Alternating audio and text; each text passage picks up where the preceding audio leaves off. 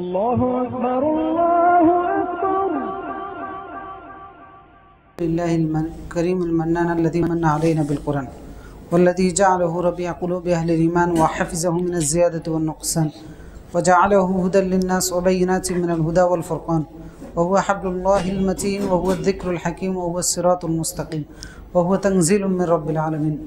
أشهد أن لا إله إلا الله وحده لا شريك له الملك العلام وأشهد أن محمدا عبده ورسوله وعلى آله وصحبه الكرام. أما بعد আমরা শুরুতে আল্লাহর শুকরিয়া আদায় করি আলহামদুলিল্লাহ।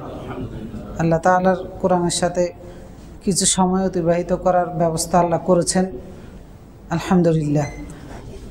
আল্লাহর কাছে তৌফিক কামনা করতেছি যে আল্লাহর কোরআন থেকে আমরা আজকে যতটুকু আলোচনা করব এবং যতটুকু জানব, আলোচনা করা এবং জানা দুইটার মধ্যেই যেন আল্লাহ রাব্বুল আলামিন আমাদেরকে দুনিয়াবি এবং আখিরাতের কল্যাণ দান করেন। সবাই বলেন আমিন।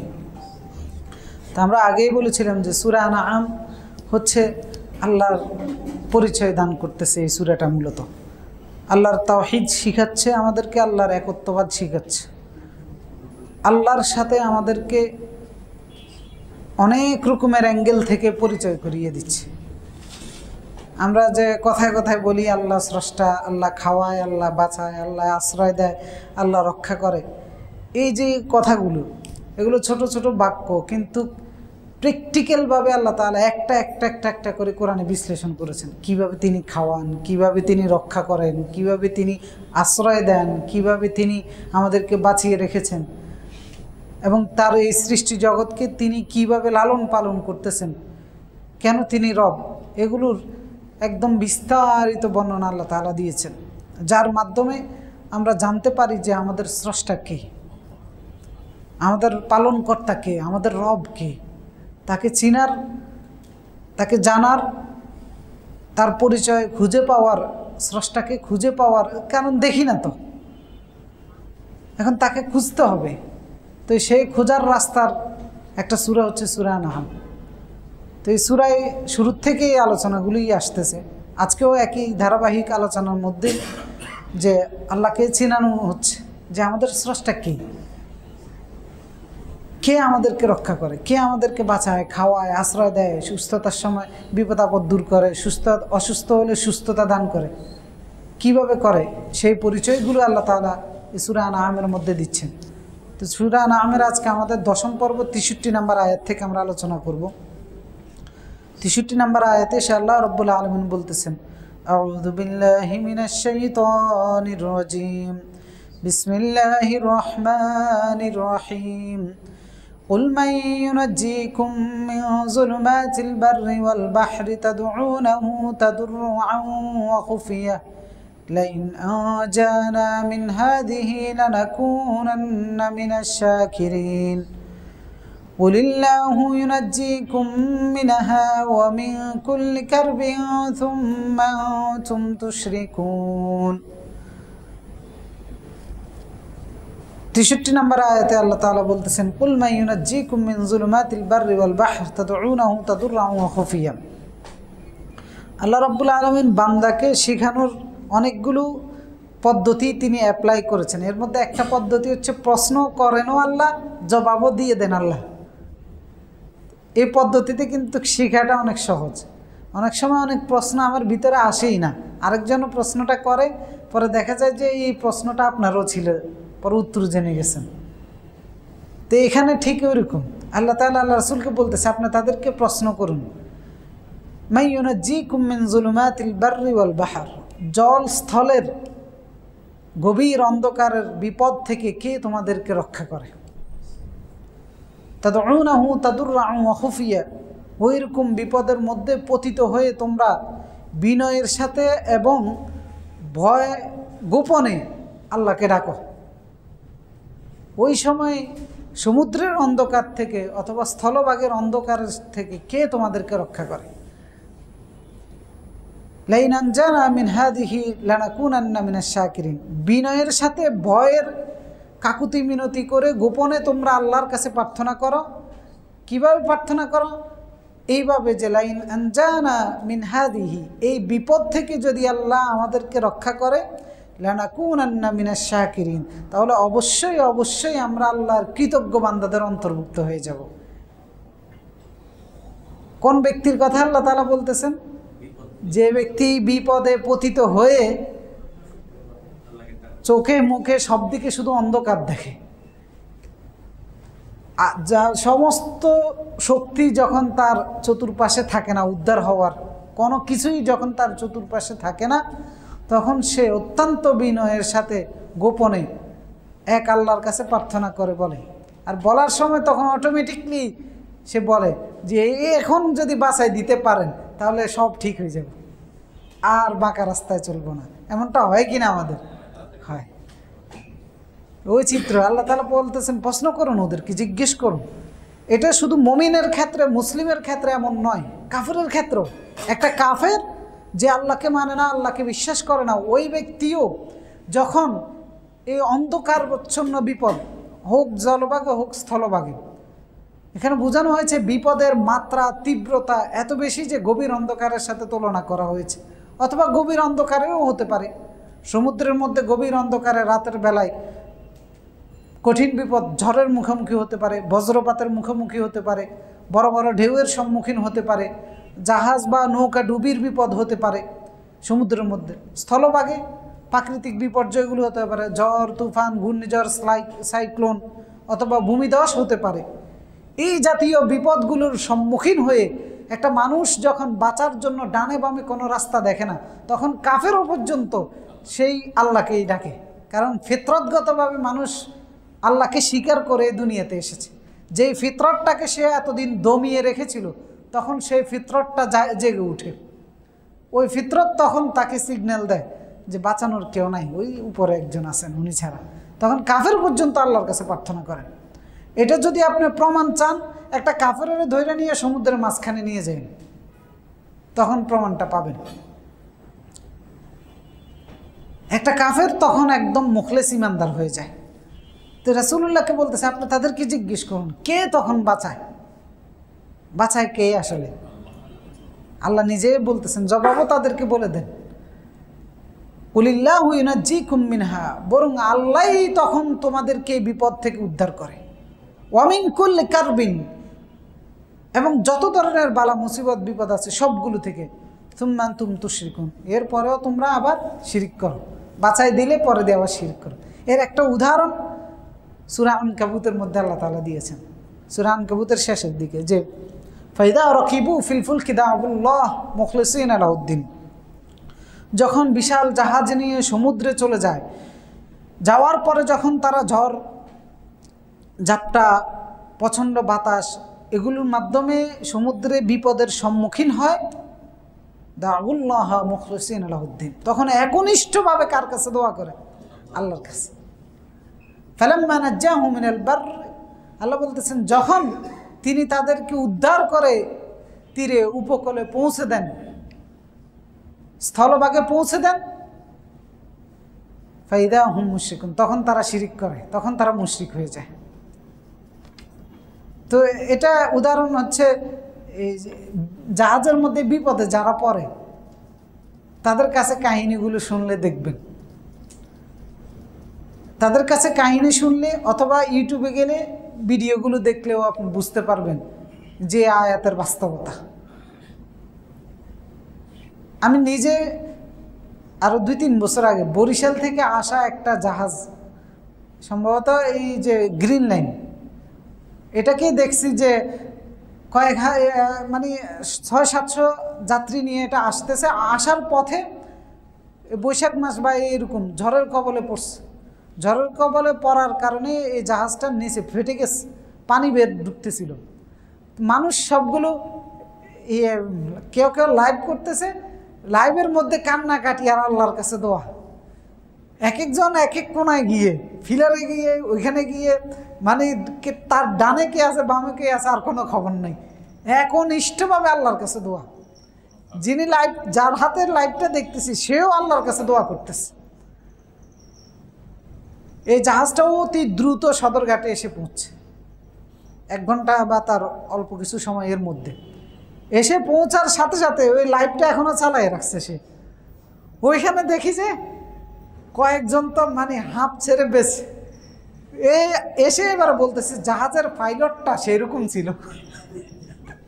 জাহাজের পাইলটটা আজকে যদি উনি এভাবে না চালাইতেন, ওনার কারণে আজকে এতগুলো মানুষ বেঁচে গেছে। মানে এতক্ষণ কাকে ডাকছে? আল্লাহকে। এটা হালাত হাতে আমরা হাসতেছি কিনা, আমাদের হালত তো এরকম। বলতেছে যে জাহাজের পাইলটের কারণে আমরা বেঁচে গেলাম, আসলে বাঁচাইছিল কে? আল্লাহ তাআলা। এখন যারা মনে করেছে যে পাইলটের কারণে, তার দক্ষতার কারণে আমরা বেঁচে গেছি, এরা কি হয়ে গেছে? মুশরিক হয়ে গেছে। কারণ এতক্ষণ একনিষ্ঠভাবে আল্লাহর কাছে প্রার্থনা করেছে। কিনারায় এসে বলতেছে যে পাইলট এনা বাঁচাই দিছে, ড্রাইভার এনা বাঁচাই দিছে। তো এগুলো গাড়ি অ্যাক্সিডেন্ট হলেও এগুলো দেখা যায়। একটা বাস অ্যাক্সিডেন্ট হলে অথবা একটা প্রাইভেট কার অ্যাক্সিডেন্ট হলে সেখানেও এগুলো দেখা যায়। এই যে যেমন ধরেন বিমান অ্যাক্সিডেন্ট হয়েছে, তো সেখানে দুই একজন যাত্রী বেঁচে যায়, পরে ওরা পাইলটের গুণগান গায় না পাইলটের। এই যে গত পরশু দিনে আমেরিকাতে একটা বিমান বিধ্বস্ত হওয়া থেকে রক্ষা পাইছে, চাক্কা টাক্কা এগুলো নষ্ট হয়ে গেছে, দ্রুত অবতরণ করেছে ইমার্জেন্সি। তো সেখানেও মানে বিশ্লেষক যারা আছে এরা বিশ্লেষণ করতেছে পাইলটের এই দক্ষতার কারণে এগুলো, যারা যাত্রী তারাও, অথচ এতক্ষণ বসে বসে আল্লাহর কাছে প্রার্থনা করেছে। সেই জন্য আল্লাহ তাআলা বলতেছেন যে এইরকম জলে স্থলে অন্ধকারাচ্ছন্ন বিপদের ভয়াবহতা এত বেশি যে চতুর্দিকে শুধু অন্ধকারেই দেখতেছে। বাঁচানোর ক্ষমতা তখন কারো থাকে না, কারো কাছে তোমরা প্রার্থনাও করো না, তখন আমার কাছে প্রার্থনা করো। আর আমি যখন বাঁচিয়ে দিই, কিনারায় এসে উদ্ধার হয়ে আমার সাথে শিরিক করো, তখন আরেকজনকে ক্রেডিটটা দিয়ে দাও, কৃতজ্ঞতা আরেকজনের আদায় করো। অথচ আগে দোয়া করেছিলাম যে উদ্ধার করে দিলে আমার প্রতি কৃতজ্ঞ থাকবা। তো এটা আমাদের চরিত্র। তো এখানে আল্লাহকে যেভাবে চেনানো হচ্ছে, আমরা কিভাবে শিরিক করি সেটাও জানানো হচ্ছে। আর আমাদের স্রষ্টা কিভাবে আমাদেরকে উদ্ধার করেন সেটাও জানানো হচ্ছে। তা আমাদের স্রষ্টা হচ্ছেন তিনি, আমাদের রব হচ্ছেন তিনি, যিনি আমাদেরকে বিপদ আপদ বালা মুসিবত থেকে উদ্ধার করেন। হোক সেটা জলভাগে, হোক সেটা স্থলভাগে, যে কোনো ধরনের বিপদ আপদ মুসিবত এগুলো থেকে আমাদেরকে উদ্ধার করেন কে? আল্লাহ তাআলা। এরপরের আয়াতে 65 নম্বর আয়াতে, এখানে 63 এবং 64 দুইটা আয়াত গিয়েছে। 63 এবং 64 নম্বর আয়াতে আল্লাহ রাব্বুল আলামিন, বললাম যে আগেই বলেছি, আল্লাহর পরিচয় দিয়েছেন। এখানে পরিচয় দিয়েছেন তিনি কিভাবে বিপদের সময় সাহায্য করেন, ওইটার মাধ্যমে। এরপরের আয়াতে আল্লাহ তাআলা তার পরিচয় দিচ্ছেন। কাউকে শাস্তি দিলে কে দেয়? আল্লাহ তাআলা। তার মানে শাস্তি আমাদের স্রষ্টা হচ্ছেন তিনি, যিনি শাস্তি দিতে পারেন।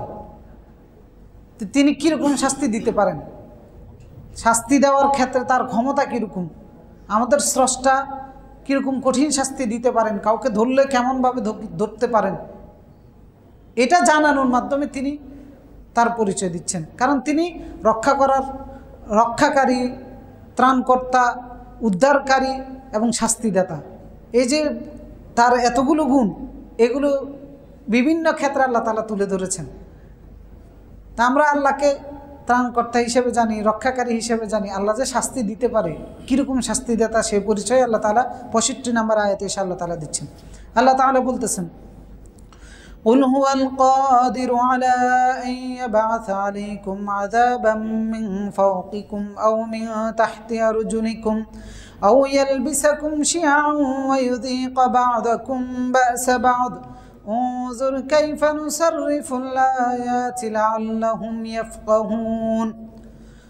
হে রাসূল, আপনি তাদেরকে বলুন, কুল হুয়াল কাদির আলা আন ইয়াবআসা আলাইকুম আযাবান, যে তিনি তোমাদের স্রষ্টা, তোমাদের সৃষ্টিকর্তা, তোমাদের আল্লাহ হচ্ছেন তিনি, যিনি তোমাদের উপর শাস্তি প্রেরণ করতে সক্ষম কিনা?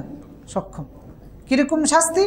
মিন ফাওকিকুম, তোমাদের উপর থেকে, ওয়া মিন তাহতি আরজুলিকুম, তোমাদের পায়ের নিচ থেকে, আও ইয়ালবিসাকুম শিয়া ওয়া ইউযীকা বা'দাকুম বা'সা বা'দ, উপর থেকেও নয়, নিচ থেকেও নয়, বরং তোমাদের নিজেদের মধ্যে তোমাদেরকে বিভিন্ন দলে বিভক্ত করে নিজেরা কামড়াকামড়ি করবা, এইরকম শাস্তি দিয়ে পাকড়াও করতে সক্ষম।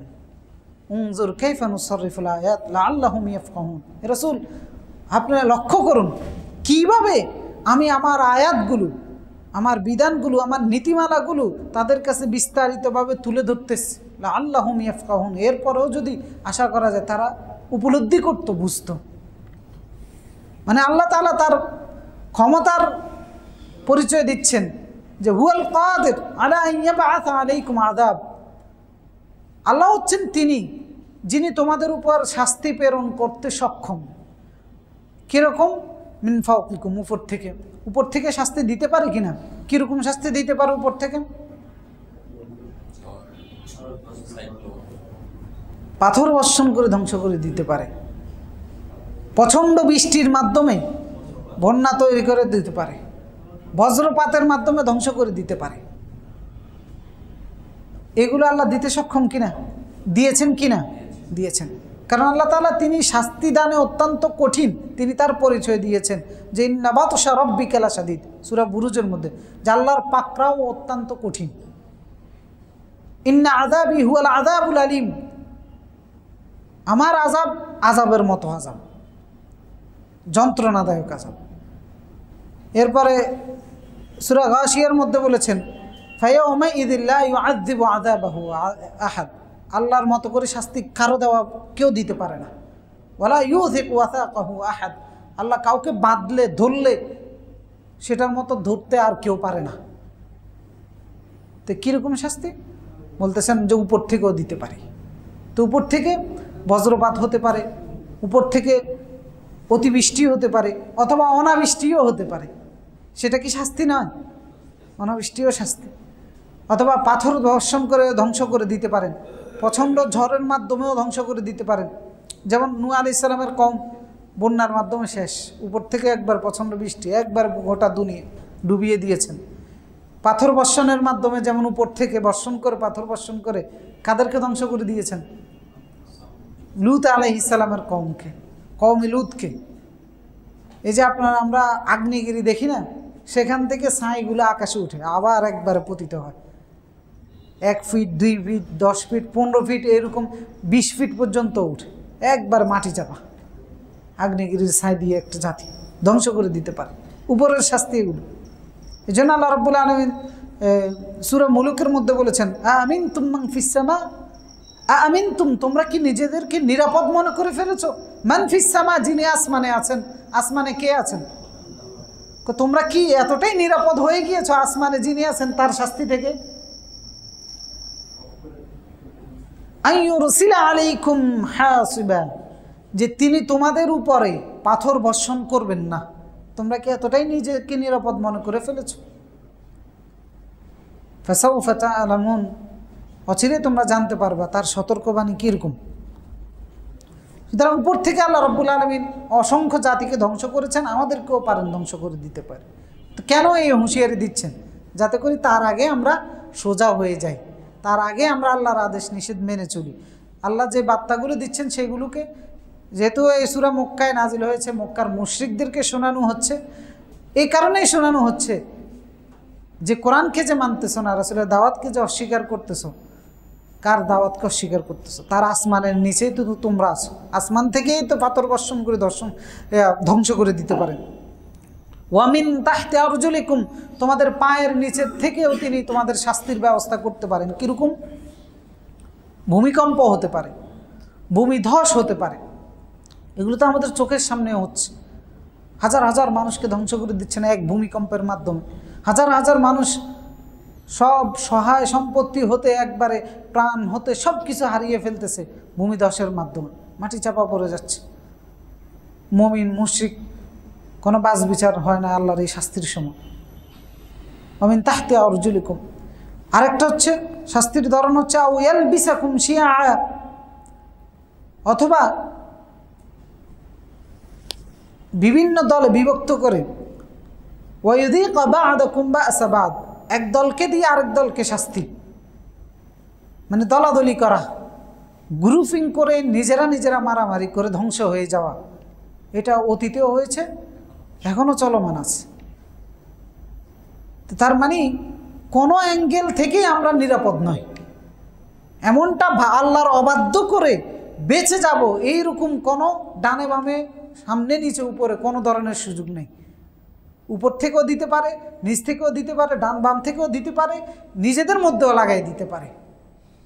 কারণ কুল হুয়াল কাদির, আল্লাহ হচ্ছেন সক্ষম আলাইহি বাআসা আলাইকুম আযাব, যে কোনো ধরনের আযাব প্রেরণ করতে তোমাদের উপর।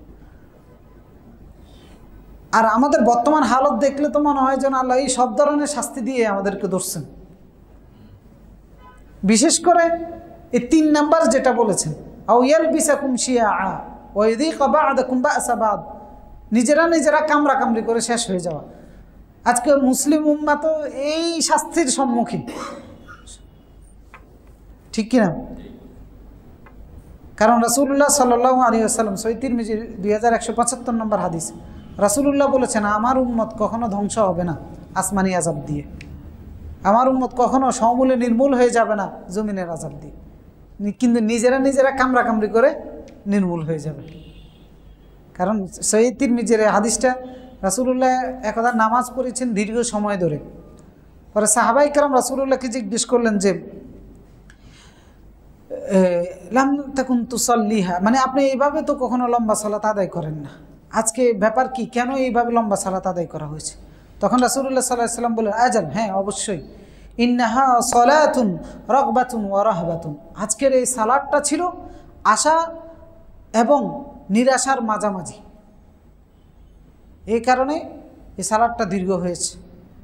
ইন্নী সাআলতুল্লাহ ফিহা সালাতান, আমি 3টা জিনিস এই সালাতের মধ্যে আল্লাহর কাছে প্রার্থনা করেছি। ফাআতানি ইসনাতাইন, আমাকে 2টা জিনিস দেওয়া হয়েছে, অর্থাৎ 2টা দোয়া কবুল করা হয়েছে। ওয়া মানাআনি ওয়াহিদাতান, একটা দোয়া কবুল করা হয় নাই, গ্রহণ করা হয় নাই। তো সেই 2টা দোয়া কবুল করা হয়েছে কোনটা? সাআলতুহু আল্লা ইউহলিকা উম্মতি বিসানাতিন ফাআতানিহা, আমি আমার উম্মতের জন্য দোয়া করেছি, আল্লাহ আপনি আমার উম্মতকে দুর্ভিক্ষ দিয়ে ধ্বংস করে দিয়েন না,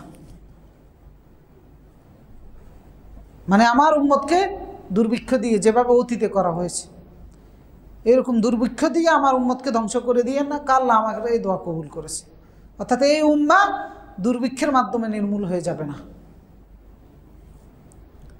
ওয়াসাআলতু আল্লাহ ইউসাল্লিতা আলাইহিম আদুওয়ান, আমি আল্লাহর কাছে দোয়া করেছি আল্লাহ যেন আমার এই উম্মতের উপর কাউকে চাপিয়ে দিয়ে ধ্বংস না করে দেন।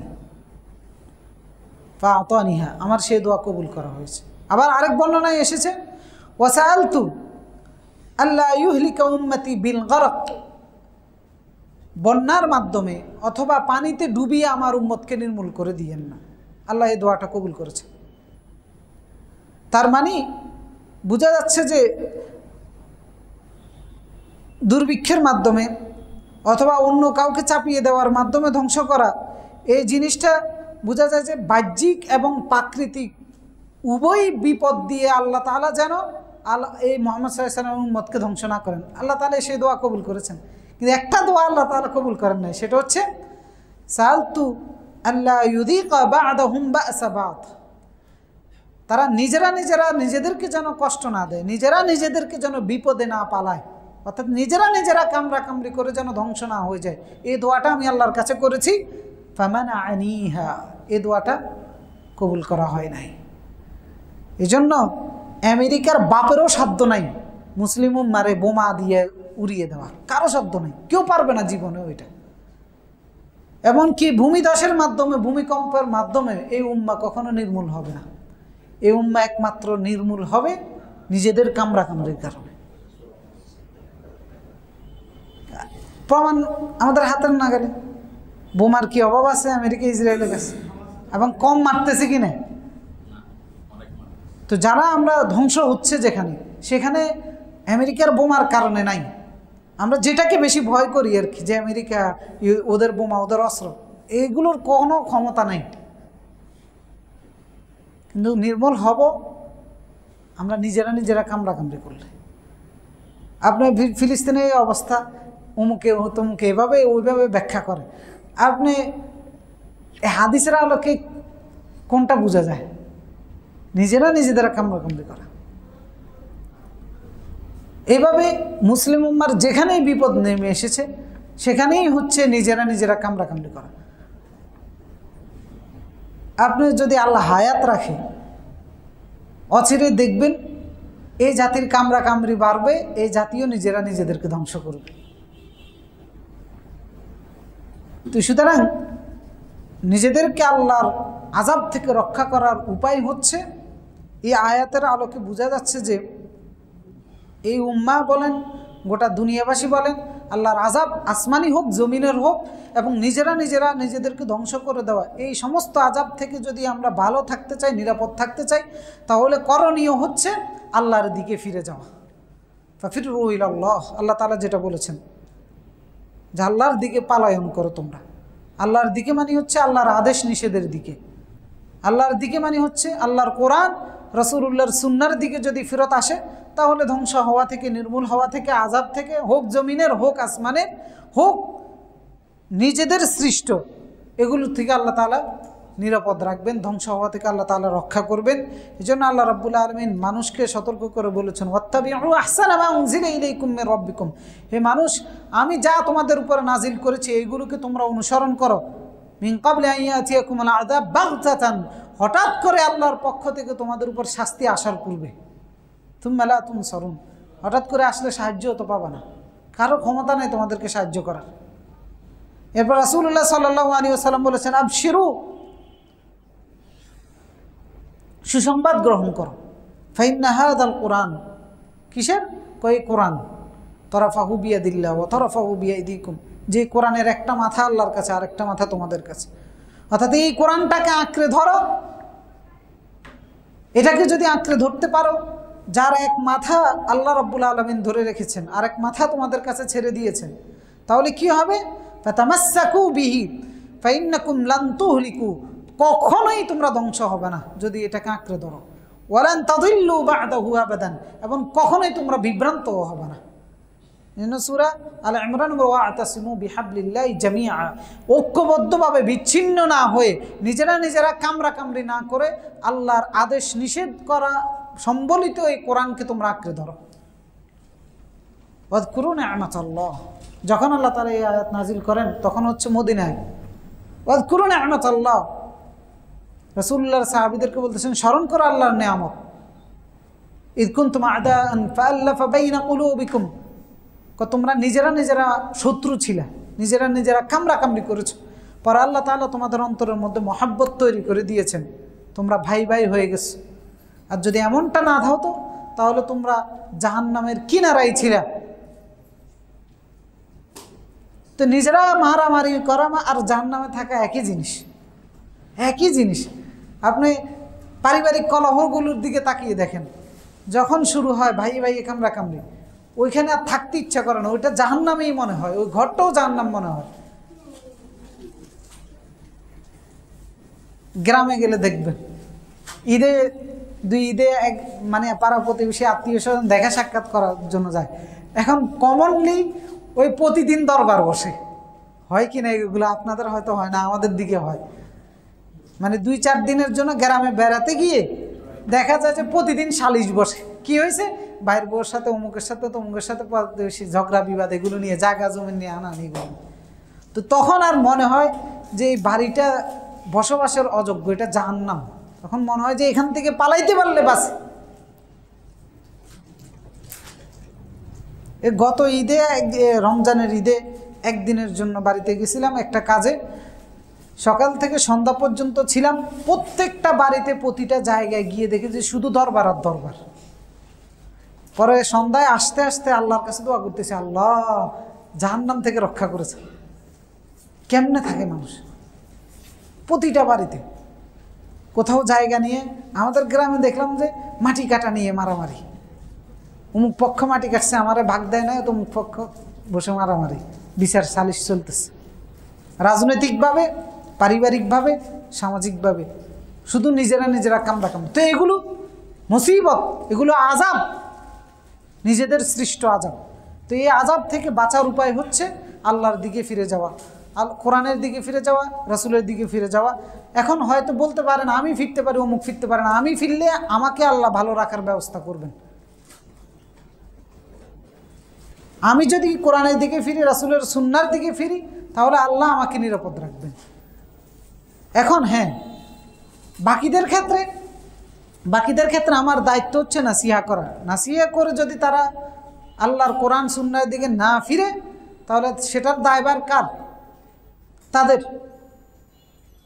না ফিরার কারণে যে আযাব শাস্তির সম্মুখীন হবে, সে আযাব শাস্তির দায়ভার কার? তাদের। তো সেটার বর্ণনা আল্লাহ তাআলা পরবর্তী আয়াতগুলোর মধ্যে দিচ্ছেন। ৬৬ নম্বর আয়াতে এসে আল্লাহ তাআলা বলতেছেন, وَكَذَّبَ بِهِ قَوْمُكَ وَهُوَ الْحَقُّ قُلْ لَسْتُ عَلَيْكُمْ بِوَكِيلٍ وَكَذَّبَ بِهِ قَوْمُكَ, তোমার কওম অর্থাৎ কুরাইশরা আল্লাহর কোরআনকে মিথ্যা প্রতিপন্ন করতেছে। ওয়াহুয়াল হক, অথচ ওই কোরআন কি মিথ্যা? এটা মহাসত্য, হক। হে রাসূল, আপনি তাদেরকে বলে দেন, লাস্তু আলাইকুম বিওয়াকিল, আমি তোমাদের ওকিল নয়, অর্থাৎ আমি তোমাদের দায়িত্বশীল নয়, আমি তোমাদের জিম্মাদার নয়। ছোট্ট আয়াত, আল্লাহ তাআলা বলতেছেন তোমার কওম আল্লাহর কোরআনকে অস্বীকার করতেছে, অথচ এটাই হচ্ছে মহাসত্য। অথবা এই অব্যয়টা, জমিরটা আল্লাহর পক্ষ থেকে আসা শাস্তির দিকে যদি ফিরাই, তাহলে এর অর্থ হবে তোমার কওম আল্লাহর শাস্তিকে অস্বীকার করতেছে, অথচ সেটাই মহাসত্য। হে রাসূল, আপনি বলে দেন আমি তোমাদের উকিল নয়, মানে আল্লাহর শাস্তি যখন এসে যাবে সেখান থেকে বাঁচানোর জিম্মাদার আমি নয়। অথবা আল্লাহর কোরআনকে তোমরা মানতে অস্বীকার করতেছো, অথচ এটাই হচ্ছে মহাসত্য। এই মহাসত্যটা জোর করে মানানো জিম্মাদার আমি নয়। না, এটার অর্থ দুই রকম। একটা হচ্ছে যে রাসূলুল্লাহ কোরআন তাদেরকে বলতেছেন, কোরআনের বিধান বলতেছেন, কোরআনের আদেশ নিষেধ তাদেরকে বলতেছেন নিরাপদ থাকার জন্য, এখন তারা সেটাকে অস্বীকার করতেছে। তাহলে রাসূলকে আল্লাহ তাআলা বলতেছে আপনি তাদেরকে বলে দেন তোমাদেরকে জোর করে মানানো সেটা আমার দায়িত্ব নয়। লাস্তু আলাইকুম বিওয়াকিল, আমাকে সেই উকিল বানিয়ে পাঠানো হয় নাই। রাসূলুল্লাহ তাদেরকে আল্লাহর শাস্তির ভয় দেখাচ্ছেন, আল্লাহর আদেশ নিষেধ না মানার পরিণতি তাদের কাছে বর্ণনা করতেছেন, তারা সেটার কোনো কেয়ারে করতেছে না।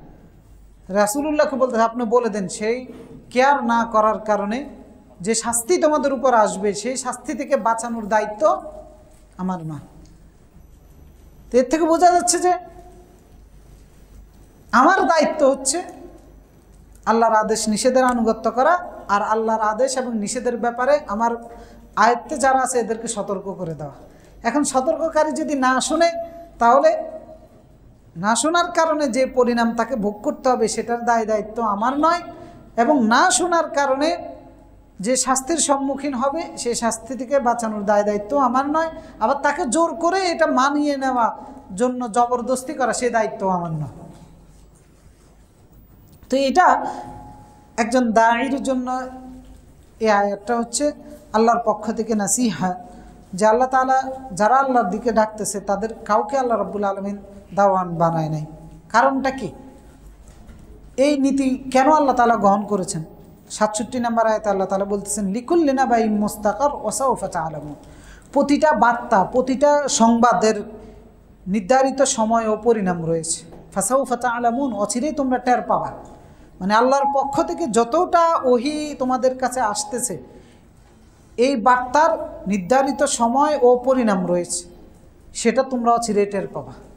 এই কারণে আমাকে তোমাদের উপর জবরদস্তি করতে বলা হয় নাই, তোমাদের উকিল বানানো হয় নাই। অর্থাৎ নির্দিষ্ট সময়ে তোমরা যার যার পরিণতি, ভালো করলে সেই পরিণতি, খারাপ করলে সেই পরিণতি, মেনে নিলে যে পরিণতি, আবার না মানলে যে পরিণতি, সেটা সবাই যার যার কর্মের আলোকে পেয়ে যাবে অচিরে। তো মক্কার মুশরিকরা এটা পাইছিল কিনা? পাই গেছে, হাতে নাতে পাইছে।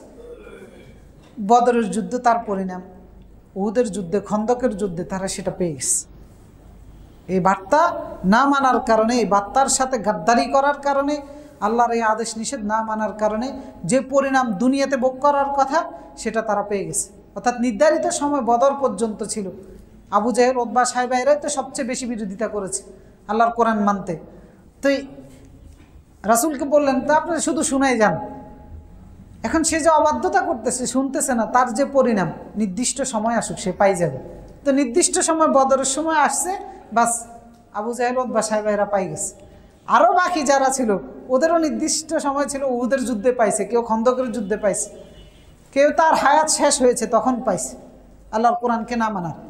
তো এই আল্লাহর এই কোরআনের এই আয়াত, এই নীতিমালা, এই বিধান কি শুধু তখনকার সময়ের জন্য? এখনকার সময়ের জন্য। এখনও যারা আমরা কোরআনের বিধান মানার ক্ষেত্রে, কোরআনের সাথে থাকার ক্ষেত্রে, আমল করার ক্ষেত্রে যারা আমরা এরকম করব, মনে করেন আমি বলতেছি আমার দায়িত্ব বলা, বাস। আপনি বলতেছেন আপনার দায়িত্ব বলা, বাস। এখন যিনি মানবেন, যিনি জেনেছেন পরিণাম এবং পুরস্কার, সে তার নির্ধারিত সময় পেয়ে যাবে। লিকুল্লি নাবাইন মুস্তাকার ওয়া সাওফা তা'লামুন, অচিরেই তোমরা টের পাবা, যেমন টের পেয়েছে তারা। তো এই দুটি আয়াতে কাফেরদের জন্য, অস্বীকারীদের জন্য আল্লাহ রাব্বুল আলামিন হুঁশিয়ারি দিয়েছেন। অনুরূপভাবে মুমিনদের জন্য আল্লাহ রাব্বুল আলামিন আশার বাণী দিয়েছেন। মুমিনদেরকে কোরআনের উপরে, আল্লাহর দ্বীনের উপরে দৃঢ় থাকার জন্য, অবিচল থাকার জন্য, ধৈর্য ধারণ করে থাকার জন্য উৎসাহ দিয়েছেন, যাতে করে কেউ ভেঙে না পড়ে যে ইসলামের পথেই তো ডাকতেছি, ভালো কাজেই তো ডাকতেছি, এরপরেও তো শুনে না। অনেক ভাইরা হতাশ হয়ে যায়। তো হতাশ হওয়ার কিছু নাই, সে তার নির্ধারিত ফলাফল নির্দিষ্ট সময়ে পেয়ে যাবে। কারণ আল্লাহ তাআলা সূরা গাশিয়ার মধ্যে রাসূলুল্লাহকে বলেছেন, লাস্তা আলাইহিম বিমুসাইতির, আপনি তাদের দারওয়ান নয়, ইল্লা মান তাওয়াল্লা ওয়া কাফার, যে মুখ ফিরিয়ে নিবে, যে কুফরি করবে, অস্বীকার করবে, তার দারওয়ান বানিয়ে আপনাকে পাঠানো হয় নাই। ফায়ুআযিবুহুল্লাহুল আযাবাল আকবার, তাকে শাস্তি দেওয়ার, বড় শাস্তি দিয়ে আল্লাহ রাব্বুল আলামিন শাস্তি দিবেন, সেটা নির্ধারিত সময় যখন আসবে। তো সেই নির্ধারিত সময় কখন? ইন্না ইলাইনা ইয়াবাহুম, তাদের আশ্রয়ের জায়গা তো, ফিরত আসার জায়গা তো আমার কাছে। সুম্মা ইন্না আলাইনা হিসাবাহুম, অতঃপর হিসাব নেওয়ার দায়িত্বও আমার এখান থেকে তো আমার নাগালের বাইরে তো যাইতে পারবে না, সেটা উপরেও পারবে না, নিচেও পারবে না। জমিন ফাটাইয়াও কেউ আল্লাহর আয়ত্তের বাইরে যাইতে পারবে না, যে জমিন ফাটাইয়ে নিচে চলে গেলাম। এরপরে যে সিঁড়ি বানিয়ে, রকেট বানিয়ে, টেসলার মালিকের মতো যে অন্য গ্রহে চলে গেলাম, হ্যাঁ চলে যাও অন্য গ্রহে, কিন্তু আল্লাহর আয়ত্তের বাইরে চলে যাবে কেন জানিয়েছেন আল্লাহ এগুলো? যেখানে যাও না কেন আমার আয়ত্তের বাহিরে নয়, সুতরাং সতর্ক হও, সাবধান হও, এর আগে আল্লাহর আদেশ নিষেধ মেনে নাও। তো এটা তখনকার সময়ের জন্য যেভাবে প্রযোজ্য, আমাদের জন্য একইভাবে প্রযোজ্য। আল্লাহর আদেশ নিষেধ, আল্লাহর কোরআন মানার ক্ষেত্রে একইভাবে প্রযোজ্য। এরপরে আয়াতে বলা হচ্ছে, যারা আল্লাহর কোরআনের আয়াতকে মানে না, এরা আল্লাহর কোরআনের আয়াতের সাথে কি করে? বসে থাকে, সম্মান দেখিয়ে কি বসে থাকে? কি করে? বিরোধিতা করে, আল্লাহর কোরআনের আয়াতকে তুচ্ছ করে, তাচ্ছিল্য করে, ঠাট্টা করে, বিদ্রূপ করে। এখন তাদের এই তুচ্ছ, তাচ্ছিল্য, ঠাট্টা, বিদ্রূপ করার ক্ষেত্রে আমাদের অবস্থানটা কেমন হবে, এ পরের আয়াতে আল্লাহ তাআলা সেটা জানাচ্ছেন আমাদেরকে।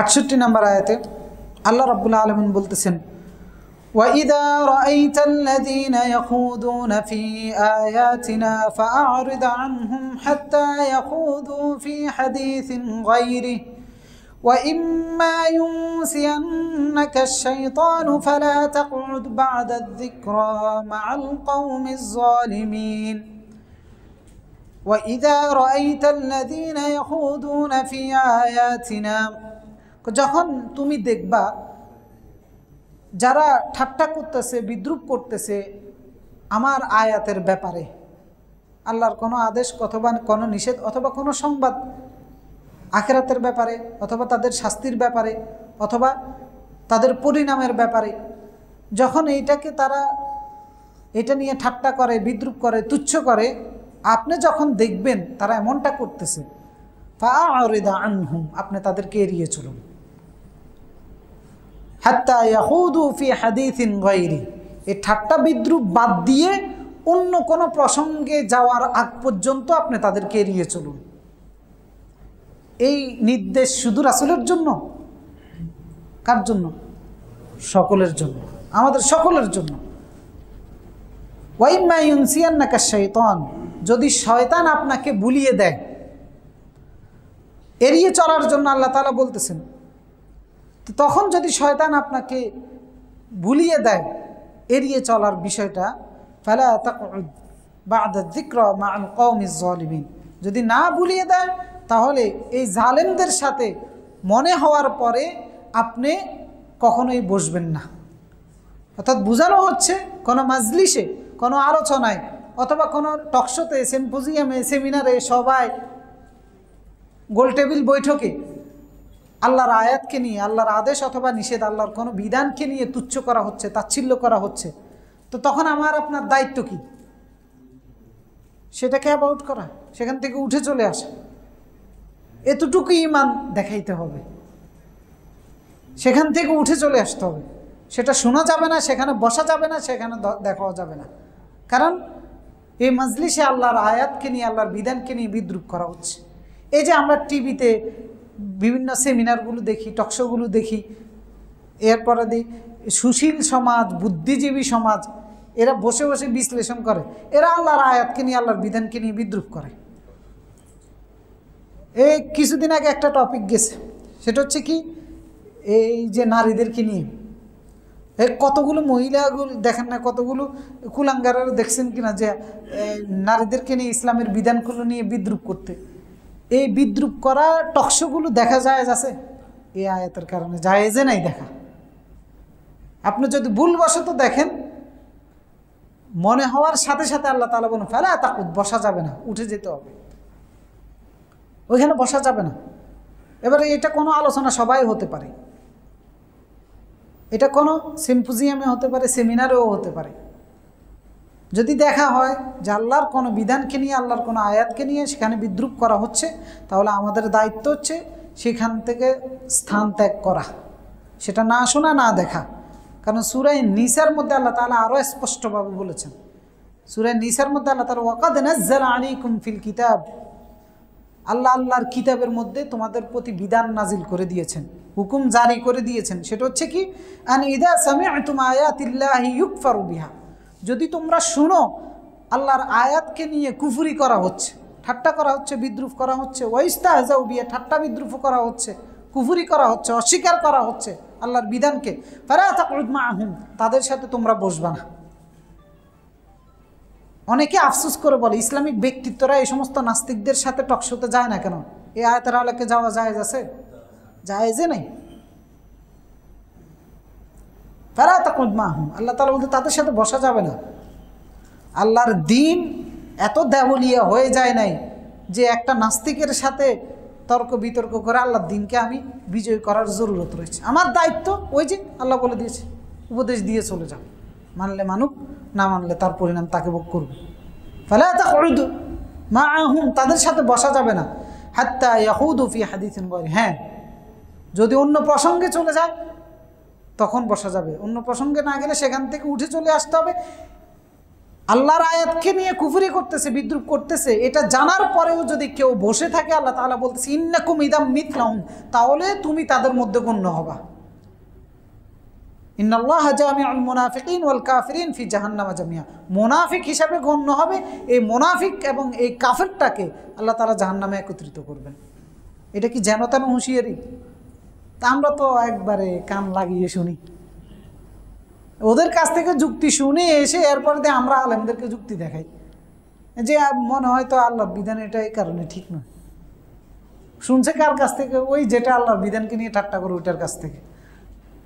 শোনাও জায়েজ নাই, এই নাস্তিকদের কথা শোনাও জায়েজ নাই। যারা আল্লাহর কোরআন বিরোধী, আল্লাহর বিধান বিরোধী, এদের কথা শোনাও জায়েজ নাই। এদের যুক্তি আপনি জানবেন কোত্থেকে? শুনতেও পারবেন না। যদি আপনার নিজের ইমানকে হেফাজত করতে হয়, নিজের ইমানকে যদি নেফাক থেকে বাঁচাইতে হয়, নিজের যদি মুনাফিক থেকে বাঁচতে হয়, ওদের বৈঠকে বসাও যাবে না। ওইরকম টিভির সামনে, ওইরকম টকশোর সামনে, গোল টেবিল বৈঠকের সামনে বসাও যাবে না, যেটার টপিক হচ্ছে যে না ইসলাম কি নারীকে ঠকিয়েছে নাকি বাঁচিয়েছে। আপনি এটা শুনবেন কিসের জন্য? শিরোনাম দেখেই তো বোঝা যাচ্ছে যে একটা মুসলমান ঠকিয়েছে নাকি বাঁচিয়েছে, এটা নিয়ে সন্দেহের মধ্যে তো পতিত হয়, পতিত হইলে তো এটা কাফের। তো এই টকশো যে দেখবে বোঝা যাচ্ছে যে এই সন্দেহের মধ্যে পতিত হয়েছে। হ্যাঁ, বিশেষজ্ঞ লোকেরা ঠিক আছে, যারা এগুলোর উপর বিশেষজ্ঞ, বিশেষ কারণে তারা তাদের সাথে যেতে পারে। কমনলি নীতিমালা হচ্ছে স্বাভাবিকভাবে কারোর জন্য এগুলো জায়েজ নেই, কারোর জন্য এগুলো দেখাও জায়েজ নেই। কারণ এইটা যে সহ্য করবে, যে বসে থাকবে, তার মানে সে সহ্য করতেছে। তো যে সহ্য করবে তার ইমানে থাকবে না, সে মুনাফিক হয়ে যাবে। কারণ সহ্য তাদের পক্ষেই করা সম্ভব, আল্লাহর বিধানকে নিয়ে বিদ্রুপ করার পরে, ঠাট্টা করার পরে, যাদের ইমান নেই। অসংখ্য মুসলমান সহ্য করে, মনে করে যে এতটুকু উদার না হইলে কেমনে হবে, আবার যুক্তি দেখায়, কয় যে এতটুকু উদার না হইলে মুখের কথা সহ্যই করতে পারে না। আরে সহ্য করলে তো এত ইমান থাকবে না। তো এই জন্য এই সমস্ত টপিক এগুলো থেকে দূরে থাকতে হবে। একজন দাওয়াতি কাজকারীর, আল্লাহর দিকে আহ্বানকারীর দায়িত্ব আল্লাহ তাআলা এই আয়াতে বলতেছেন, এবং সাধারণ মুসলমানদের দায়িত্ব আল্লাহ তাআলা এই আয়াতে বলতেছেন, সাধারণ ইমানদারদের দায়িত্ব এই আয়াতে বলতেছেন। যদি আল্লাহর বিধানকে নিয়ে, আল্লাহর আয়াতকে নিয়ে, আল্লাহর আদেশ নিষেধকে নিয়ে ঠাট্টা বিদ্রুপ করা হয়, অস্বীকার করা হয়, সেখানে বসা যাবে না, সে ব্যক্তির সাথে চলা যাবে না, সেই মজলিস আলোচনা সবাই যাওয়া যাবে না। এখন আহ্বানকারীর দায়িত্ব কি আল্লাহ তাআলা বলতেছেন 59 পরের আয়াতে, যে ওয়ামা আলাল্লাযীনা ইয়াত্তাকুনা মিন হিসাবিহিম মিন শাই ওয়ালাকিন যিকরা লাআল্লাহুম ইয়াত্তাকুন। যারা আল্লাহকে ভয় করে চলে তাদের উপর এই সমস্ত কাফেরদের হিসাবের কোনো দায় দায়িত্ব নাই। মানে যারা আল্লাহর আয়াতকে ঠাট্টা করে, বিদ্রুপ করে, অস্বীকার করে, এদের কোনো হিসাবের দায়িত্ব যারা আল্লাহকে ভয় করে চলে, যারা মুত্তাকি, এদের উপরে নাই। ওয়ালাকিন যিকর, হ্যাঁ একটা দায়িত্ব আছে, সেটা হচ্ছে যিকর, উপদেশ দেওয়া, লাআল্লাহুম ইয়াত্তাকুন। এই উপদেশটা দিলে আল্লাহ তাআলা বলতেছেন আশা করা যায় এই জালেমগুলো হয়তো আল্লাহরে ভয় করবে। তার মানে এই আয়াতে দায়িত্ব বলে দেওয়া হচ্ছে, আমি আপনি আল্লাহর বিধানকে নিয়ে ঠাট্টা বিদ্রুপ করা হয়, আমরা সেখানে বসবো না, যাব না। কিন্তু আমাদেরকে এই নয় যে এই কাফের এটারে দেখা, নাস্তিক এটারে দেখা উপদেশ দেওয়া বন্ধ করে দিব না। আল্লাহ তাআলা বলেন যিকর, উপদেশ দিয়ে দিতে, ওয়ালাকিন যিকরা লাআল্লাহুম ইয়াত্তাকুন। কারণ রাসূলুল্লাহর ক্ষেত্রে এগুলো চাক্ষুষ ঘটনাগুলো ঘটতেছিল, কোরআন আয়াতগুলো এই সমস্ত প্রেক্ষাপটে নাজিল হয়েছে। এই চরিত্র, এই বাস্তবতাটা সমাজের মধ্যে বিদ্যমান ছিল। এরকম পরিস্থিতির রাসূলুল্লাহ মুখোমুখি হচ্ছেন, রাস্তা দিয়ে যাচ্ছেন, মানুষকে ডাকতেছেন, আবার দেখতেছেন যে আরো 5 জন আল্লাহর বিধান কিনে একটা ঠাট্টা করতেছে, বিদ্রুপ করতেছে। তো রাসূলকে বলতেছেন যে আপনার দায়িত্ব এটা নয় এদের সাথে দাঁড়াইয়ে দাঁড়াইয়ে ঝগড়া করা, চলে যান এখান থেকে। এখান থেকে চলে যেয়ে আবার একবারে যে এতে তো গালিগালাজ করছে, এরা আর দাওয়াত দিব না, না। ওয়ালাকিন যিকর, তাকে দাওয়াত দিবেন, তাকে নাসিহা করবেন, তাকে উপদেশ দিবেন, লাআল্লাহুম ইয়াত্তাকুন। আশা করা যায় হয়তোবা একদিন না একদিন নাসিহা কাজে চলে আসতে পারে, লাআল্লাহুম ইয়াত্তাকুন।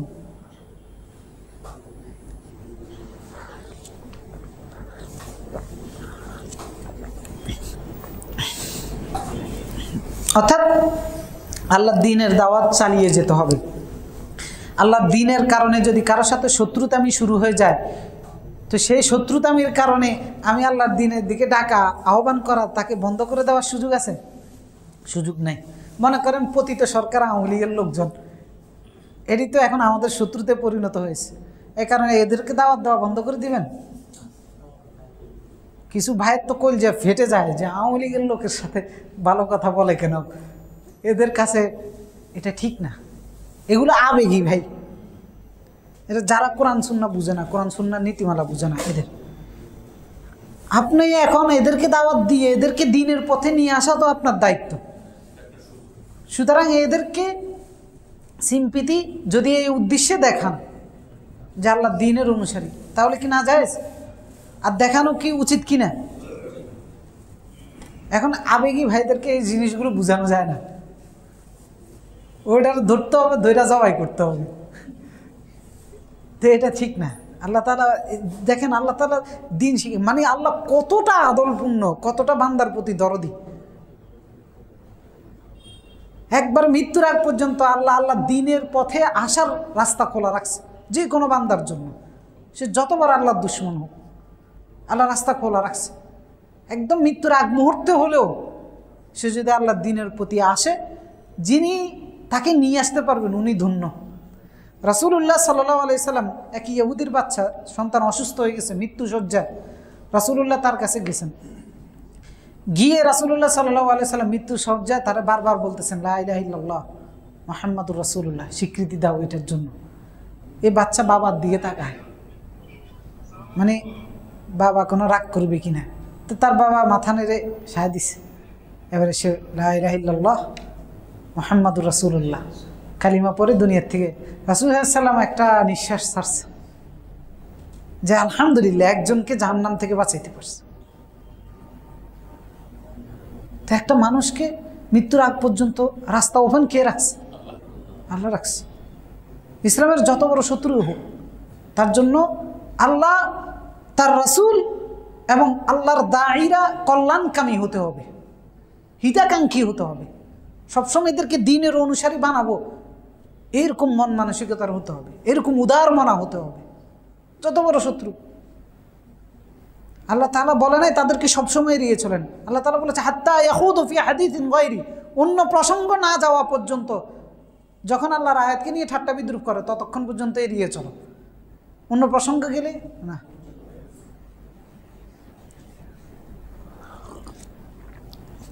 ইসলামিক কোনো ব্যক্তিত্ব পতিত সরকারের কারোর সাথে দেখা সাক্ষাৎ করতে গেলে বা কোনো কারণে দেখা সাক্ষাৎ করতে গেলে অনেকে রাগ করে ফেলে। এই রাগ করা কি যৌক্তিক?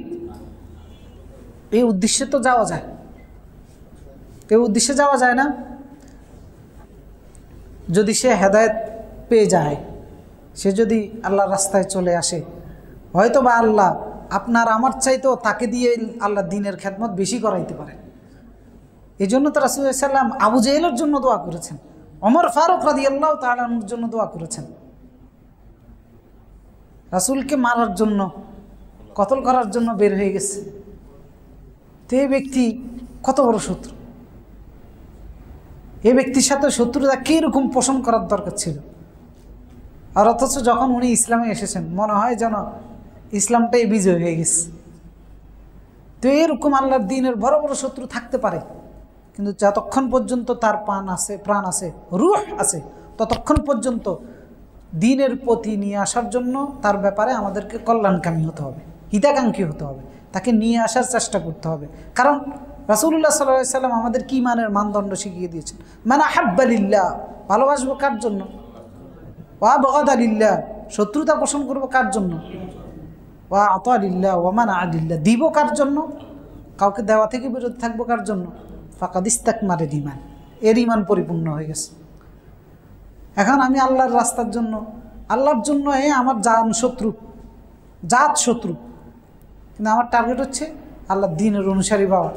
তো এই জন্য ইসলামের শত্রুদের কাছে যাওয়া জায়েজ না, জায়েজ কাজ নয়, গুনাহের কাজ নয়, এবং এটা নিয়ে ঠাট্টা বিদ্রুপ করার কোনো কাজ নয়। বরং একজন দাঈর বৈশিষ্ট্যই হচ্ছে এটা, তাদের কাছে গিয়ে ওয়ালাকিন যিকরা, আল্লাহ তাআলা যেটা বলেছেন, নাসিহা, উপদেশ চালিয়ে যেতে হবে। হিসাবের দায়িত্ব আমার নয়, কিন্তু উপদেশ চালিয়ে যেতে হবে। তার কৃতকর্মের হিসাব আমি দিব না, কিন্তু তাকে এই উপদেশ চালিয়ে দেওয়া। কারণ আল্লাহ তাআলা বলতেছেন সম্ভাবনা থাকতে পারে যে সে মুত্তাকি হয়ে যাবে, আল্লাহর আদেশ নিষেধ মেনে চলবে।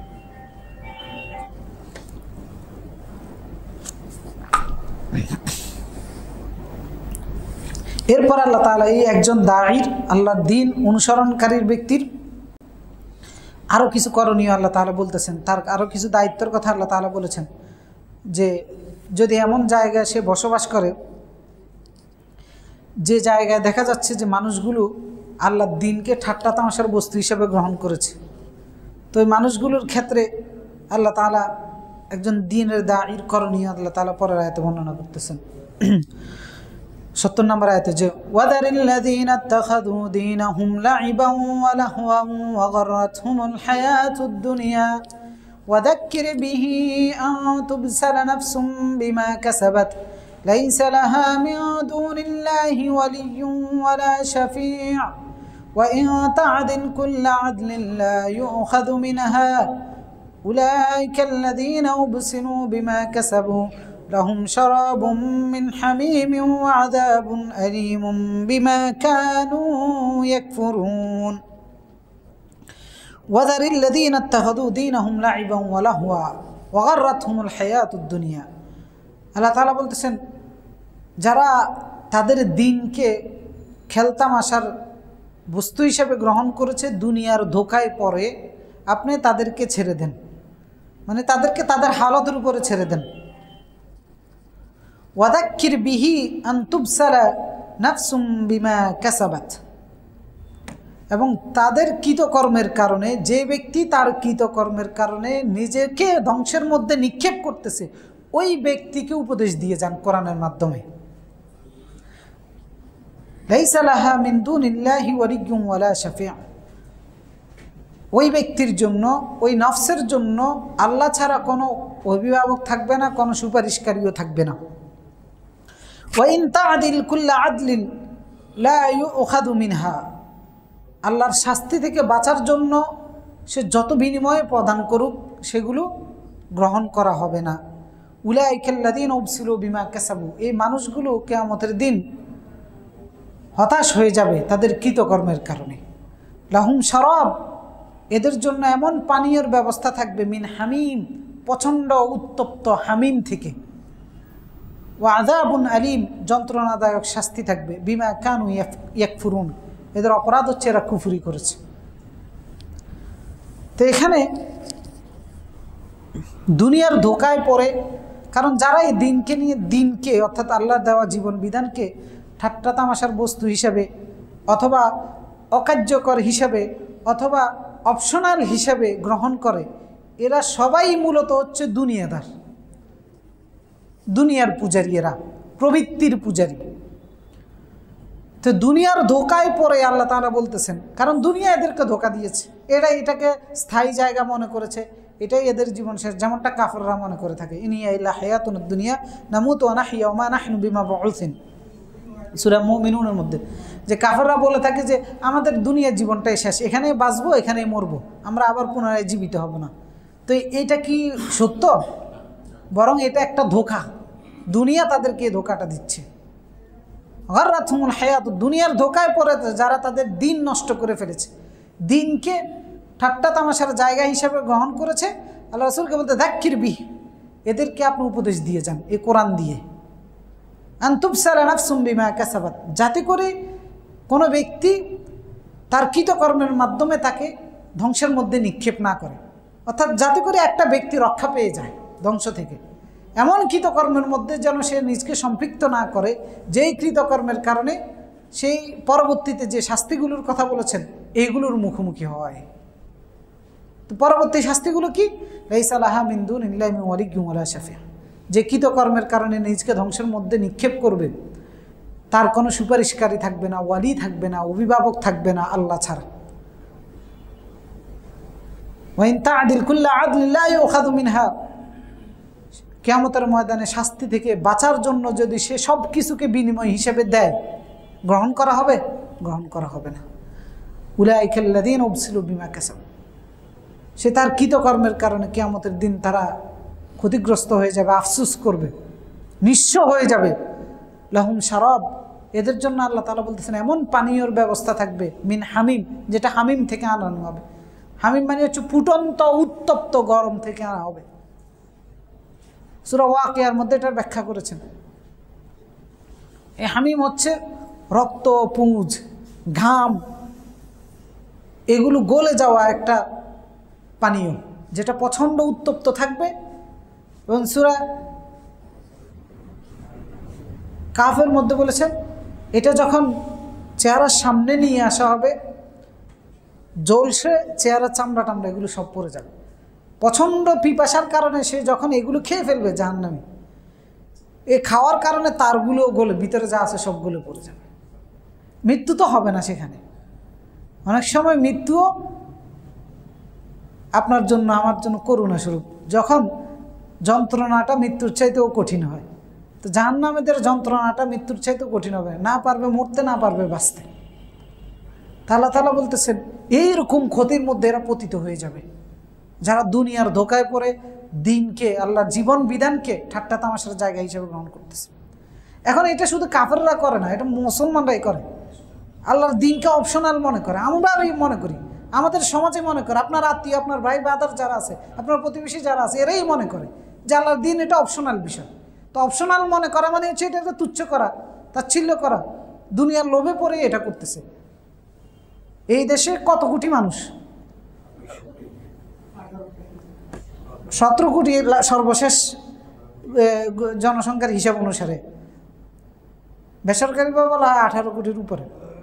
তো 17 কোটি ধরে নিল সব কি, এর মধ্যে ধরেন 13-14 কোটি মুসলমান।